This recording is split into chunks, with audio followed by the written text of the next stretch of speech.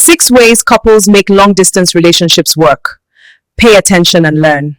Long distance is not the reason your relationship failed. Lack of discipline is. Long-distance relationships are not hard. What is hard is discipline. What is hard is self-control. What is hard is loving one person consistently when other options are everywhere. If your relationship cannot survive distance, maybe it was never strong to begin with.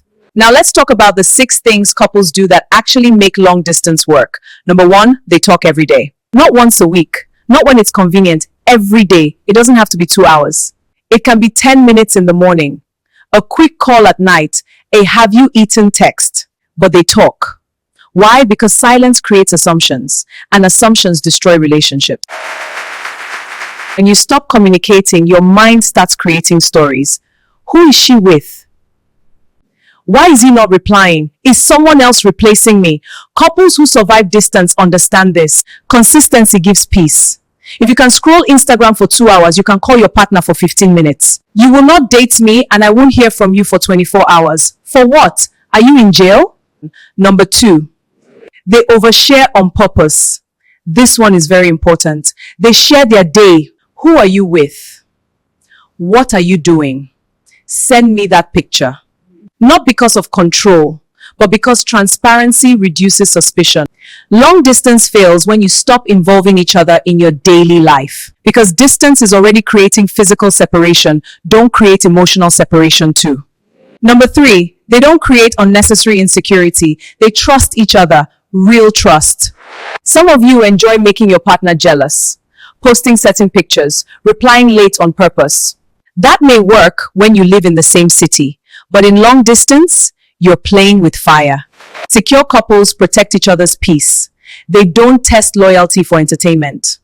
Number 4, they build, not just wait. This is where many of you get it wrong. Long distance should have a direction.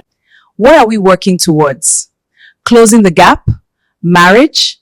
Relocation? If there's no plan, you're not in a relationship. You're in a situationship with Wi-Fi. Strong couples are building something while apart. They're growing financially.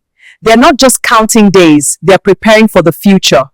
Number 5, they don't use busy as an excuse. They make time for calls. Nobody is too busy for the person they're scared to lose. You can't tell me you love someone and you don't have 15 minutes to call them. Couples that survive distance schedule calls. They plan virtual dates. They watch movies together online. Number 6, they stay patient. This one is the hardest because long distance will test your mind. It tests your loyalty. You will overthink. You will miss physical touch. You will sometimes feel lonely. But mature couples don't let temporary emotions destroy permanent decisions. How to know you're the problem in your relationship? Listen and learn. It is easy to think you're the reasonable, the responsible, and the matured one in the relationship. But what if the real problem is you? Here are signs you're the problem. Sign number 1. You have to win every single argument. It's never about solving the problem. It's about proving you're right every single time. Number 2, you dismiss their feelings. They tell you they're upset and you say, you're too sensitive. That's a relationship killer. Number 3, you rarely apologize. And when you do, it's some weak excuse like, okay, I'm sorry, but you also did this. That ain't an apology, that's deflection. Number 4, you go silent when things get messy. Cold shoulder, ghosting, ignoring. Newsflash, silence doesn't fix anything. It just makes resentment grow like wildfire. Number 5, you criticize everything but never encourage anything. Always pointing out mistakes, never saying good job. That's a fast track to emotional divorce. Number 6, you expect your partner to read your mind. Why didn't you know I needed this? Why didn't you notice that? Listen, unspoken needs is unmet needs. Period. Number 7, you drag old fights into new arguments. Oh, so now you're pulling out everything. Everything I ever did wrong in the past. That's not accountability. That's emotional weaponry.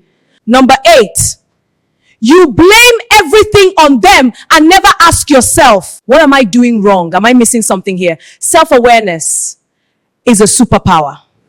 Look, great relationships don't need perfect people. They need humble, honest, self-aware people. People willing to say, I'm not perfect. I was wrong. I want to do better. If you don't check yourself, you keep arguing the same fight over and over. You keep feeling frustrated, resentful, and stuck in the same toxic cycle.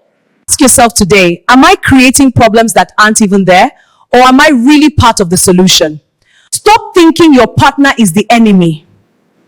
Stop pointing fingers and start pointing the finger at yourself first. Yourself first! Because the truth is, no one ever wins a fight in a relationship by being right all the time. Check yourself, be real, apologize when needed. Encourage more, criticize less. Do these simple things and watch your love grow stronger. So before you blame your partner again, ask yourself, are you part of the problem? Relationships are messy, but growth beats perfection every single time. Remember, love is sweet.